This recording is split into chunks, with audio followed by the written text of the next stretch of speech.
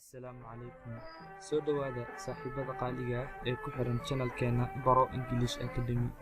Maantayto waxaan ka hadli rabnaa mowduuc kale oo aad muhiim u ah oo ku saabsan wada sheekaysi u dhaxeeya laba party. Labada qof waxay ka sheekaysanayaan nolosha iyo qaabka ay u nool yihiin.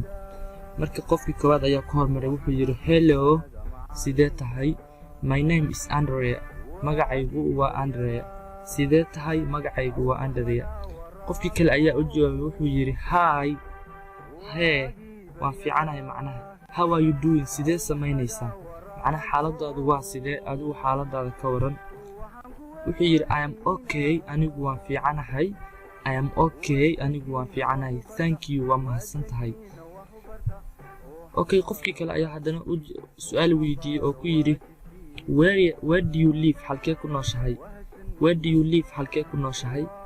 Okay, qofkii kale ayaa u jawaabay wuxuu yiri I live, waxaan ku noolahay in Tokyo. Tokyo waa caasimadda Japan ayaan ku noolahay.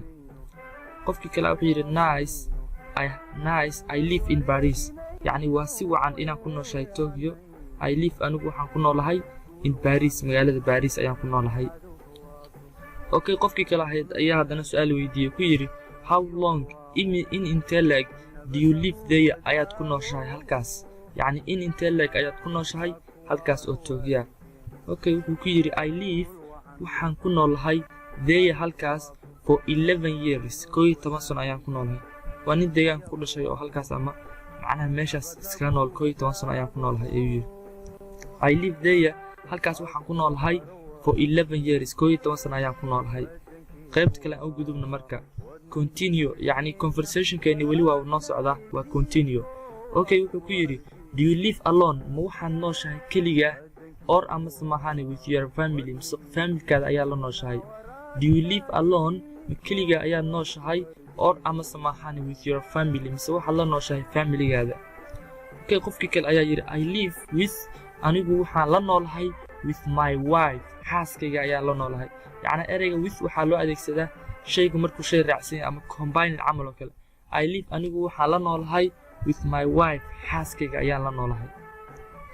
Really, buu yiri nice, macnaha xaqiiqatan aad ayay u wanaagsan tahay.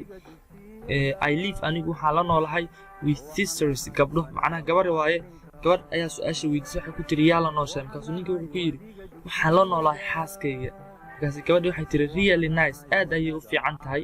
I live with, anigu waxaan la noolahay sisters, gabdha ayaa la noolahay. macnaha waa gabar jaamacad dhigata oo halkaas ku nool oo gabdho kale la nool. gabadhii ayaa haddana mar kale su'aal weydiisay, waxay ku tiri how many sisters do you have? imise gabdhood ayaad dhashay macnaha ama aad leedahay? ninkii ayay su'aasha weydiinaysaa. wuxuu yiri I have, anigu waxaan leeyahay 3 sisters. 3 gabdhood ayaan leeyahay. macnaha 3 gabdhood ayaan dhalay. Okay, gabadhii ayaa haddana ku tiri how long in intee leeg have you been married? ayaad qabtay. How long in intee leeg have you been married? ayaad adigu qabtay, macnaha xaas aad lahayd. I have been married, anigu waxaan qabay. anigu have been married, waxaan guursaday ama aan qabay xaas for 5 years. 5 sano ayaan xaas qabay ama xaas aan lahaa. gabadhii ayaa waxay ku tiri it was nice talking to you. It was nice, waxay ahayd si wanaagsan talking to you, inaan adiga kula hadlo.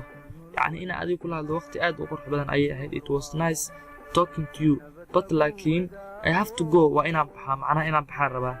markaasuu ku yiri bye bye, waa mahadsan tahay. bye bye, waa mahadsan tahay. macnaha halkaas ayay kusoo gabagabayeen conversationkoodii ama wada sheekaysigoodii. marka halkaas ayaan ku joojinaynaa. Okay, bye bye. waa mahadsantii dhammaan asxaabta ku xiran channelkeena Baro English Academy. fadlan haddii aad ku cusub tahay channelkeena Baro English Academy, subscribe noo saar. haddii aad horey noola joogtayna waad ku mahadsan tahay la joogitaankeeda. waa mahadsantiin.